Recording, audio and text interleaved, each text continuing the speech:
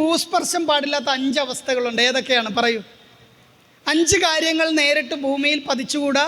ആ 5 കാര്യങ്ങൾ നേരിട്ട് ഭൂമിയിൽ പതിക്കാതിരിക്കുവാൻ നമ്മുടെ പൂജാവിധികളിലൊക്കെ അതിന് അതിപ്രാധാന്യം കൊടുത്തു കാണുന്നു. കാരണം ആ 5 അവസ്ഥകൾ നേരിട്ട് ഭൂമിയിൽ പതിച്ചാൽ ഭൂമി ദേവിക്ക് അതിനെ താങ്ങാൻ പറ്റില്ല എന്നുള്ള നമ്മുടെ വിശ്വാസമാണ്.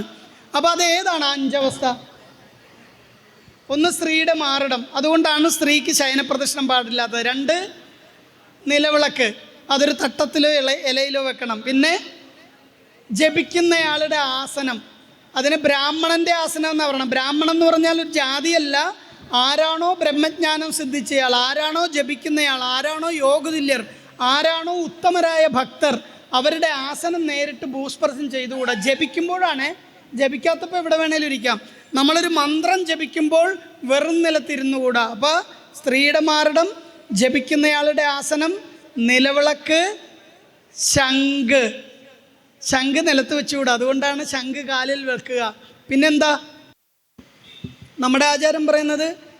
ബ്രാഹ്മണൻ്റെ ആസനം, സ്ത്രീയുടെ മാറിടം, നിലവിളക്ക്, ശംഖ്, ഗ്രന്ഥങ്ങൾ. ഇത് നേരിട്ട്, ഇപ്പം രാമായണവും മഹാഭാരതവും ഒക്കെ നേരിട്ട് വെക്കാറില്ലല്ലോ, തറയിൽ ഒരു സ്റ്റാൻഡിലല്ലേ വെക്കുക. അപ്പോൾ ഗ്രന്ഥങ്ങൾ, നമ്മളുടെ ധർമ്മത്തെ നിലനിർത്തുന്ന നമ്മുടെ ഗ്രന്ഥങ്ങളൊന്നും നേരെ ഭൂസ്പർശം ചെയ്തുകൂടാ.